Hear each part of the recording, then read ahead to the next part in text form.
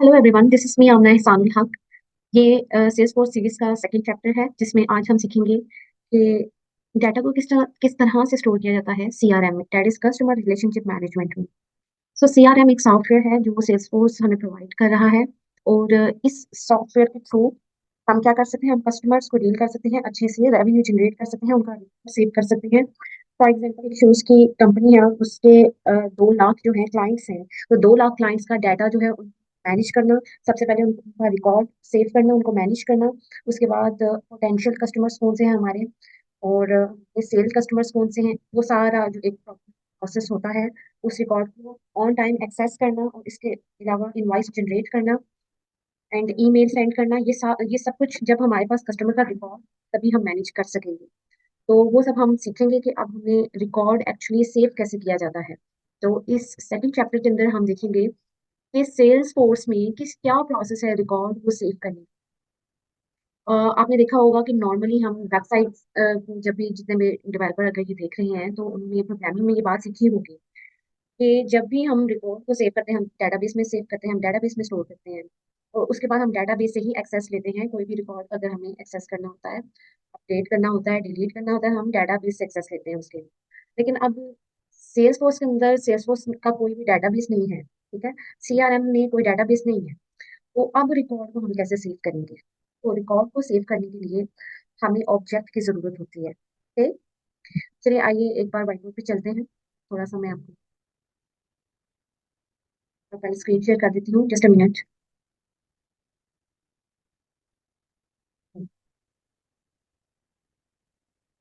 तो ये हम एक ड्राइंग करते हैं जिसके ऊपर मैं आपको एक्सप्लोर करूंगी कि एग्जैक्टली मैं क्या करना चाह रही हूँ। सो हमारे पास जो वेबसाइट होती है, ठीक है, वेबसाइट,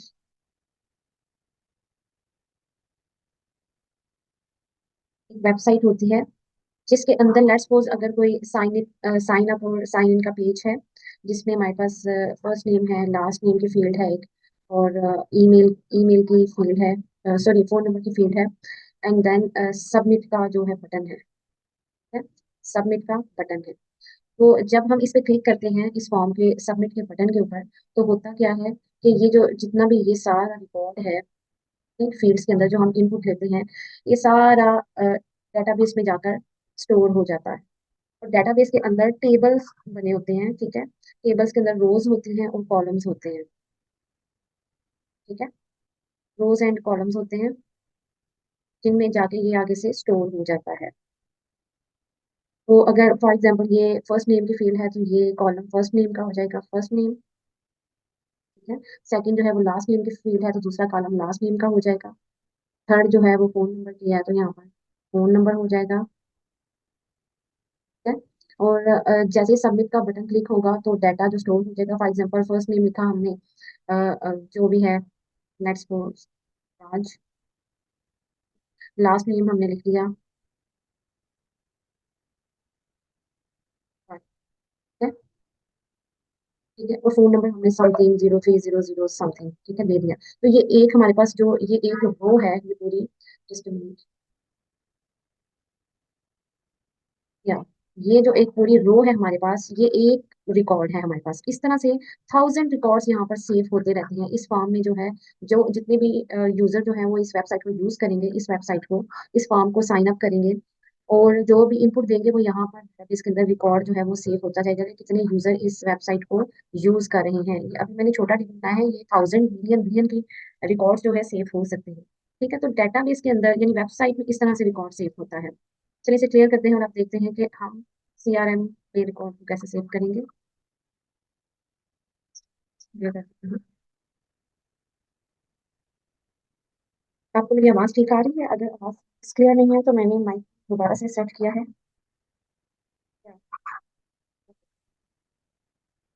सो अभी हम ये देखते हैं कि हमारा जो सीआरएम सॉफ्टवेयर है उसमें किस तरह से ये प्रोसेस होता है। तो हम कहते हैं कि CRM, that is customer relationship management software, इसमें हम क्या करते हैं कि ऑब्जेक्ट क्रिएट करते हैं, ऑब्जेक्ट, ठीक है। रिकॉर्ड को सेव करने के लिए हम ऑब्जेक्ट क्रिएट करते हैं। ये ऑब्जेक्ट होता क्या है? आप ये समझ लें कि ये एक कंटेनर होता है, ठीक है। इस कंटेनर को हम ऑब्जेक्ट बोलते हैं। इस ऑब्जेक्ट के साथ हम करेंगे क्या, किस तरह से हम, लेट्स सपोज हमारी कंपनी है, उसमें 1000 कस्टमर है हमारे, क्लाइंट है हमारे, ठीक है। तो वो इस कंटेनर के अंदर हम कैसे इनको ड्रॉप करेंगे। अगर तो हम ऐसे रैंडम डाटा डालते जाएंगे तो हमें तो इसको एक्सेस करने में बहुत मुश्किल होगा। ये किस तरह से रिकॉर्ड मैनेज करेगा ये कंटेनर। कंटेनर इस तरह से रिकॉर्ड मैनेज करेगा कि कंटेनर के अंदर भी फील्ड्स होंगे, ठीक है। यानी कि ये जो ऑब्जेक्ट है ये टेबल की फॉर्म में होगा, यानी रोज एंड कॉलम्स की फॉर्म में ये ऑब्जेक्ट होगा। और ये क्या करेगा, ये हमारे 1000 कस्टमर्स के रिकॉर्ड को या इससे भी ज्यादा के रिकॉर्ड को सेम ऐसे ही स्टोर करेगा जैसे पीछे मैंने आपको डेटाबेस की एग्जांपल दी है। तो इसको ज्यादा एक्सप्लोर करते हैं, होगा क्या। तो ऑब्जेक्ट, मैं इसको रैंडम इस कंटेनर को ऑब्जेक्ट कह रही हूँ। आपने लेट्स सपोज हमारे पास हमने सेल्स फोर्स को ओपन किया, और सेल्स फोर्स को ओपन करने के बाद हमारे पास एक ऑप्शन आता है ऑब्जेक्ट मैनेजर, ऑब्जेक्ट मैनेजर। वहां से भी आप क्लिक करके तो एक ऑप्शन होगा जो कि होगा कस्टम ऑब्जेक्ट का, ठीक है। कस्टम ऑब्जेक्ट का ऑप्शन होगा, आप वहां क्लिक कर सकते हैं। लेकिन इससे भी ज्यादा इजी तरीका ये है कि आपने वही होम पेज के ऊपर ही क्रिएट का ऑप्शन होगा, ठीक है। इसी तरह से ऐसे बॉक्स के अंदर क्रिएट लिखा होगा।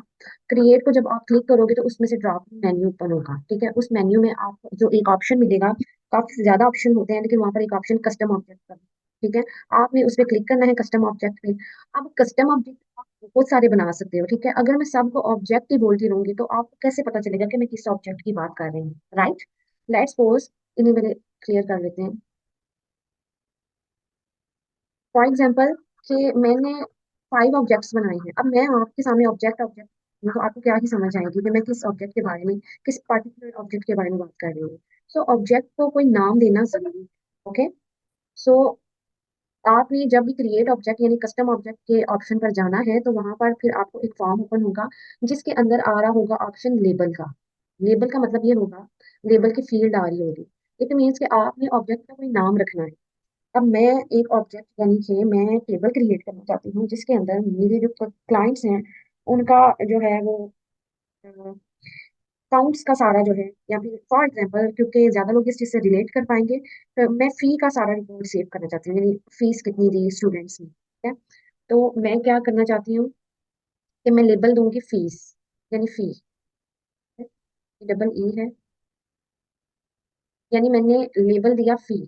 इट मीन्स कि अब आपको जो ऑब्जेक्ट आपने क्रिएट किया है उसका नाम ऑब्जेक्ट नहीं होगा, वो होगा एक ऑब्जेक्ट ही। दैट मीन्स कि वो क्या कर सकता है, वो रिकॉर्ड को सेव कर सकता है, उसने वो एक कंटेनर आपने बना लिया है। लेकिन उस ऑब्जेक्ट का एक पर्टिकुलर नाम भी आपने दे दिया है, दैट इज फी। अब मुझे एक और ऑब्जेक्ट क्रिएट करना है। फॉर एग्जाम्पल मैंने फैकल्टी का ऑब्जेक्ट क्रिएट करना है कि कितने टीचर्स हैं मेरे पास, ठीक है। टीचर्स के लिए भी मुझे एक ऑब्जेक्ट चाहिए। तो मैं अगेन क्रिएट ऑब्जेक्ट पे जाऊंगी और उसके अंदर जब लेबल की फील्ड आएगी तो मैंने वहां पर उस पर्टिकुलर नेम को मेंशन करना है जिससे मुझे पता चले एग्जैक्टली ये ऑब्जेक्ट काम क्या करेगा, ठीक है। जैसे मैंने यहाँ पर फी का ऑब्जेक्ट लिया है तो ये समझ आती है कि ये फी से रिलेटेड जो है, या स्टूडेंट फी मैं लिखूंगी तो स्टूडेंट्स की फीस से रिलेटेड जितना भी डाटा है ना वो कलेक्ट करेगा।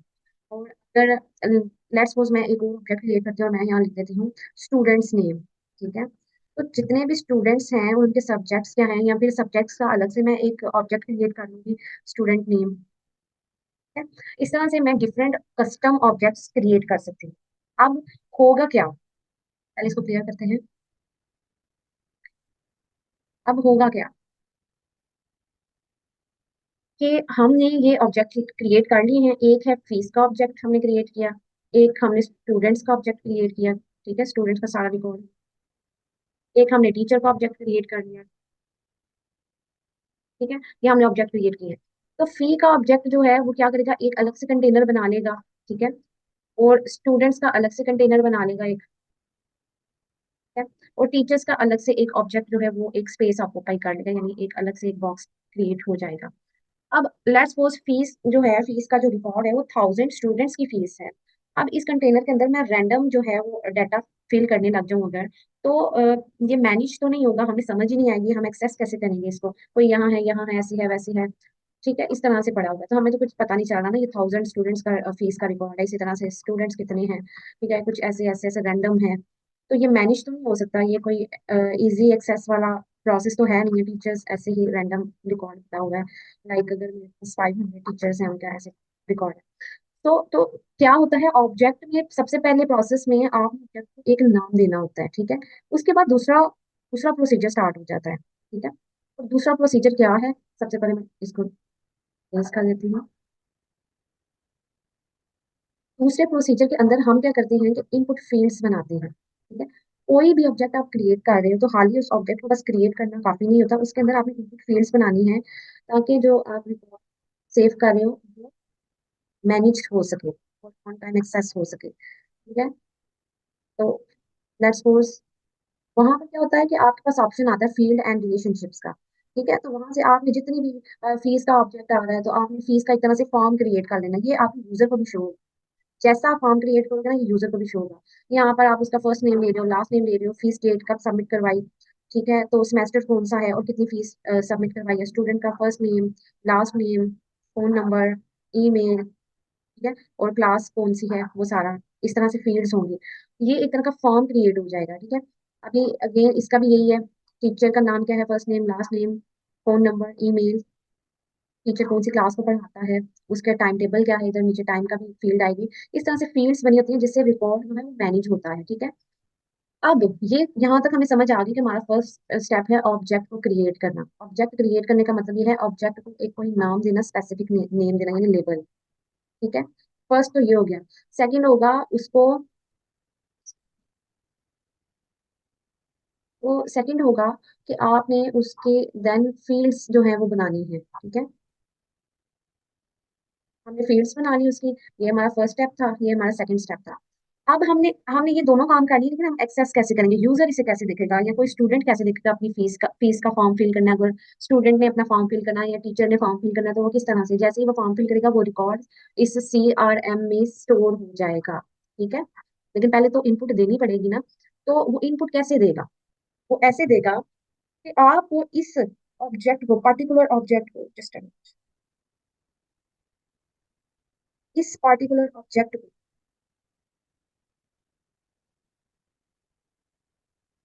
इस पार्टिकुलर ऑब्जेक्ट को आपको टैब में चेंज करना पड़ेगा। कोई टैब या कोई बटन होगा जिस पर सेम जो आपने ऑब्जेक्ट क्रिएट किया है उसी का नाम लिखा हुआ होगा।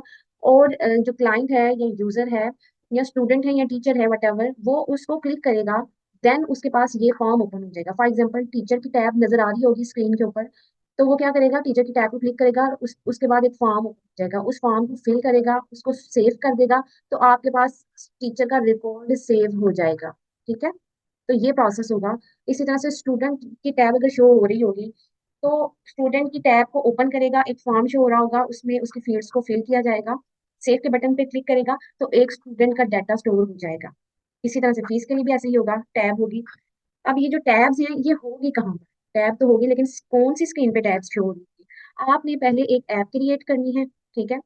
ऐप क्रिएट करने के बाद आपने ऑब्जेक्ट क्रिएट करना, ऑब्जेक्ट क्रिएट करने के बाद आपने लेबल उसको देना है, उसके बाद आपने फील्ड्स क्रिएट करनी है, फील्ड्स क्रिएट करने के बाद आपने उसके बाद जो प्रोसेस करना है, यहाँ हम लिख लेते हैं दोबारा से। तो सबसे पहले हमें क्या करना है, ऐप क्रिएट करनी है, तो उसके बाद हमें ऑब्जेक्ट क्रिएट करना है, उसके बाद हमें ऑब्जेक्ट को लेबल देना है जो उस पार्टिकुलर ऑब्जेक्ट की वर्किंग को शो करेगा, एग्जैक्टली हम ये किस लिए, किस लिए ऑब्जेक्ट क्रिएट किया है, किस टाइप का डाटा स्टोर करेंगे हम इसमें। और लेबल के बाद हम क्या करेंगे, अब ऑब्जेक्ट तो हमने क्रिएट कर लिया, अब हम उसकी फील्ड्स भी जितनी बनाना चाहते हैं वो सारी फील्ड्स भी बनाएंगे, ठीक है।